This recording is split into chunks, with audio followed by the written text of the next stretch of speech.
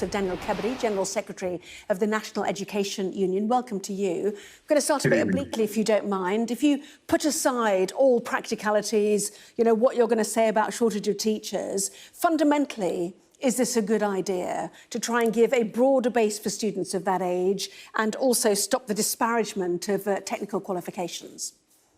Well, there's definitely space for discussion around reform of qualifications at post-16. And, we would all welcome the opportunity for young people to have greater access to greater depth. But I mean, you are right to point out the problems with the practicalities. I mean, I can imagine at the moment the Department for Education are currently running around trying to implement the Prime Minister's plan over the next 12 months in the context of what would be a general election. I mean, this may never well be implemented. I mean, it does kind of strike as gimmick. The advanced British standard, when really this would only apply to England. Wales and Scotland currently have, control over their own devolved education. Yes, and indeed Scotland has hires, doesn't it? So that's kind of, one of the indicators of what this might look like, I suppose. But fundamentally, just going back to the A-levels idea, 3 A-levels, is it too in-depth? Is it too detailed at that age? And actually, you might draw more kids in being interested if they had more subjects to look into. Yeah, I mean, as I say, the aims may well be admirable, but again, going back to the practicalities, we have a real crisis in our schools. There's not enough English and maths teachers, quite simply. 40,000 left the profession last year. The government's on target to miss recruitment targets by 50% again this year. I don't think any parent would have been having top of their priorities, scrapping A-levels and that sort of reform. Quite frankly, any proposed reform that this government implements that doesn't take into account the current crisis facing our schools is destined to fail. Yeah, I've seen your figures. You suggest that we're short of 4,300 maths teachers, 2,600 English teachers, 1 in 6 English teachers and 1 in 5 mathematics teachers are not specialised beyond A-level in what they're teaching. Does that make a big difference to secondary school children?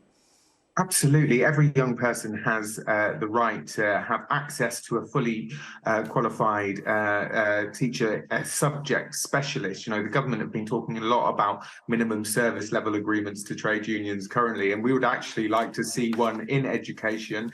Every child having right to a qualified teacher. That is fundamental.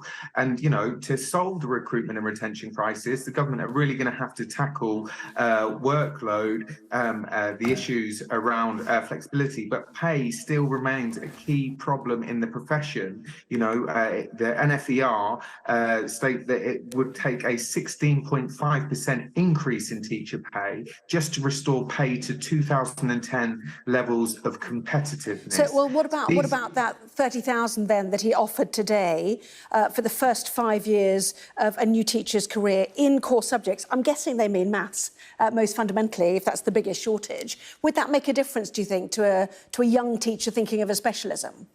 Yes, well, we aren't quite clear what the government intend to do with that, who their core target teachers will be, which subjects. You're right to point to maths. We can assume that would be likely. There's an issue. The real issue is, pumping money into recruitment is one thing. There is a huge problem around retention and the issue about retaining teachers. Many teachers are leaving the profession within the first 5 years. So, a financial incentive might keep them for that 5 years, but it's an incredibly wasteful, costly system to lose teachers at the rate that we are doing. So, for example, for every 6 teachers that we don't retain, we have to train 10. So it's not efficient. And of course, hemorrhaging the experience from the classroom has a real detrimental effect on the quality of young people's education because, quite frankly, the longer a teacher teaches, the better they get. Yes, I mean, we hear the same from the NHS, don't we? Two other thoughts, though, very quickly, that Rishi Sunak had: raising the floor and parity of esteem. He was talking about the T-levels, only very recently introduced. I think the first cohort, taking them this year. Is it right that we make technical qualifications brilliant, and that's part of this ideology behind this? Well, I think, all of these ideas that were mooted by Rishi today are, welcome. There should be some profession-led discussion on this, and quite frankly, there wasn't. We were called into a meeting with the Department for Education 20 minutes before Rishi gave his speech. There needs to be much more collaboration around reform, and I go back to that point. If there's any reform that is not dealing with the crisis currently impacting our schools, around the school estate, around RAC, around child poverty, it's destined to just not work, I'm afraid. It is gimmickry from the Prime Minister.